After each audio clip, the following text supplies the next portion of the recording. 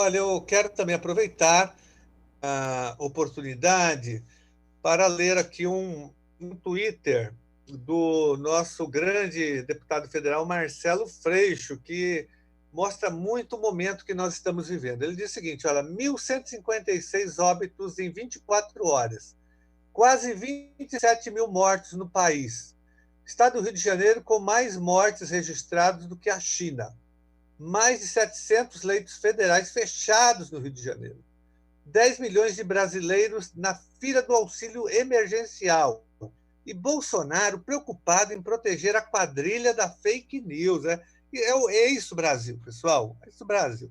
Aquela reunião ministerial, se debateu tudo, introdução de cassino no Brasil, armar a população, transformando o Brasil numa grande milícia, ataques ao Supremo Tribunal Federal, ataque ao isolamento social, ataque aos prefeitos e governadores que estão defendendo o isolamento social e a quarentena. Não se falou de combate à pandemia. O ministro falou 4 minutos, o ministro que estava chegando da saúde, e não se debateu nada disso.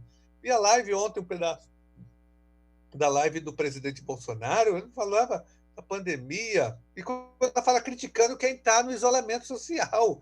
Isso é um absurdo total, é a cara do Brasil nesse momento. Mas o povo brasileiro não aguenta mais essa situação, porque nós temos que enfrentar o vírus e o verme, que é o governo Bolsonaro, que é o grande aliado desse vírus, da pandemia. O governo, ao invés de ajudar o povo brasileiro com renda emergencial, expandindo, ele veta, inclusive nós aprovamos o projeto no Congresso Nacional, ele vetou vários setores que poderiam ter acesso ao auxílio emergencial. Pescadores artesanais foram vetados, trabalhadores intermitentes, professores eventuais foram vetados, trabalhadores da cultura foram vetados pelo Bolsonaro na renda emergencial. Então, Bolsonaro aposta no caos. E quero também, logicamente, falar do Estado de São Paulo, que eu quero manifestar a minha indignação com essa decisão do Dória, dessa flexibilização, que ele chama de flexibilização inteligente, fora de hora, quando o Brasil atinge o pico, quando o Brasil vira o epicentro mundial do coronavírus, que está morrendo mais gente do que nos Estados Unidos. O Brasil já é campeão mundial em mortes diária. Todo dia o Brasil tem quase 1.000 pessoas morrendo. Tá? É o país que mais está morrendo gente por dia no mundo. E, no entanto, eles vão flexibilizar agora, no momento. Nós queremos também voltar ao trabalho, flexibilizar todo esse processo, mas não é o momento de se fazer isso agora, e principalmente na cidade de São Paulo, onde as pessoas estão morrendo na periferia, em Guanás, no Grajaú, na Brasilândia, que virou também o grande epicentro aqui na capital do coronavírus. Não há atendimento médico, muitas pessoas já estão sendo abandonadas, nós já estamos atingindo um colapso no sistema de saúde no Brasil, e eles querem flexibilizar, liberando, sobretudo, shopping center, que é um lugar de alta contaminação, lugar fechado, liberou shopping center aqui em São Paulo.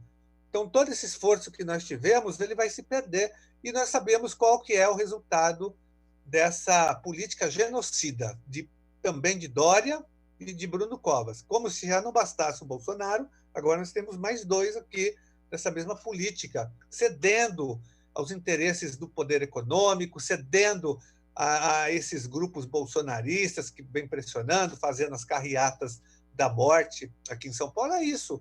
O governo começa a ficar com medo, é um governo covarde, governo estadual, o governo Dória é covarde, Bruno Covas também, ambos são covardes, medrosos, não têm coragem de enfrentar esses grupos de extrema-direita, e muito menos os interesses comerciais e econômicos. Por isso que já, mesmo com a contrariedade dos médicos, muitos médicos, inclusive próximos ao governo estadual, são contra abrir agora. Essa é uma decisão política para beneficiar quem tem poder econômico no estado de São Paulo e na cidade também. Então, queria fazer esse registro da nossa preocupação, e essa história nós conhecemos. A Itália já fez isso, teve que voltar atrás, vários países abriram de uma forma precipitada, e depois tiveram que retornar, perderam tempo, porque quando você reabre a economia e não funciona, a crise aumenta, você perde tempo.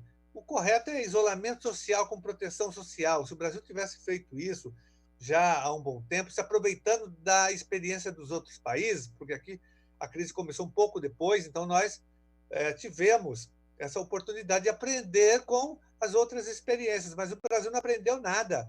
O Brasil está seguindo os mesmos erros de outros países. O Chile fez isso. O Chile abriu, agora achou que já dava, abriu e teve que voltar atrás. Em vários lugares do mundo aconteceu isso. Agora, aqui em Santa Catarina, eles abriram, foi uma correria nos shoppings, no comércio, daí aumentou o número de mortes, recuaram de novo. É assim, não vai ser diferente aqui em São Paulo. Abrir a cidade de São Paulo nesse momento, o governo tem que investir em proteção social, tem que liberar crédito para os pequenos comerciantes, para os lojistas, para os trabalhadores informais, para os desempregados, para as pessoas que não têm renda, não têm salário. É isso que o governo tem que fazer, ajudar economicamente a população. Daí funciona a quarentena. As pessoas querem ficar em casa, mas muitas não têm condições. Aliás, uma boa parte, talvez mais da metade já não tem a condição de ficar em casa por questões econômicas, questões de sobrevivência. As pessoas saem, logicamente. Então, o governo tem que trabalhar isolamento social radical, quarentena, todo mundo em casa, mas com proteção social e com investimento pesado em saúde pública, no SUS. Daí a gente resolve, a gente sai logo dessa situação. Mas se o governo ficar cedendo aos grandes empresários, aos grandes comerciantes, que só pensam no lucro, que só pensam nos seus negócios, a situação não vai ser resolvida, porque eles defendem, porque eles não pegam ônibus, eles não estão em contato com a população, eles não andam de metrô, nem de trem, eles não serão contaminados, porque eles não vão andar mais de avião também, por enquanto, só os seus aviões particulares, nos seus helicópteros, nos seus jatinhos, aí sim, mas eles não vão mais se expor em aeroportos.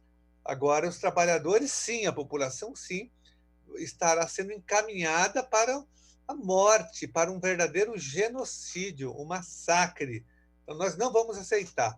E queremos que o prefeito Bruno Covas reveja essa decisão e o governador também, e só apresente o projeto de flexibilização na hora certa, quando as outras medidas já tiverem sido implantadas, como essa da proteção social. Aqui em São Paulo não tem proteção social. O governo Dória não investiu nada em proteção social, nem o Bruno Covas. Por isso que nós temos todas essas dificuldades com a quarentena e com o isolamento social. Então, essa é a nossa proposta aqui e a nossa preocupação. Também termino aqui falando que hoje morreu mais uma educadora, mais uma professora da rede municipal de ensino aqui da Zona Sul de São Paulo, faleceu hoje, vítima também dessa política genocida que eu tenho denunciado exaustivamente aqui, da professora Débora, vou até colocar o nome da escola dela, né? Ela era coordenadora pedagógica do SEI Jardim Capela, aqui em São Paulo. Ela faleceu coronavírus por conta dessa orientação criminosa, que eu já disse aqui, de manter os servidores nas escolas. Um absurdo total isso. Nós lançamos hoje um movimento em São Paulo contra os plantões nas escolas, porque esses plantões estão matando as nossas diretoras, as nossas coordenadoras pedagógicas, as nossas vice-diretoras e todo o nosso pessoal do quadro de apoio escolar. Todos esses segmentos da educação estão sendo vítimas de um ataque brutal, tanto da prefeitura como do Estado também. Eles estão indo nas escolas correndo risco de contaminação e morrendo. Já várias pessoas morreram nessa situação. Então, eu já acionei o Ministério Público Estadual, junto com o vereador Celso Janazzi, já acionei, juntamente com o Celso Janazzi, a Organização Mundial da Saúde, a Organização Internacional do Trabalho, contra essa medida criminosa e cruel, tanto de Bruno Covas como também do Dória, em relação à manutenção dos servidores da educação nas escolas. Isso é um atentado criminoso contra esses servidores que podem estar em casa fazendo o trabalho remoto sem necessidade disposição. Só na cidade de São Paulo, são quase 20 mil servidores se locomovendo todos os dias, indo nas escolas e correndo o risco de contaminação e também de contaminarem outras pessoas. Era isso. Muito obrigado.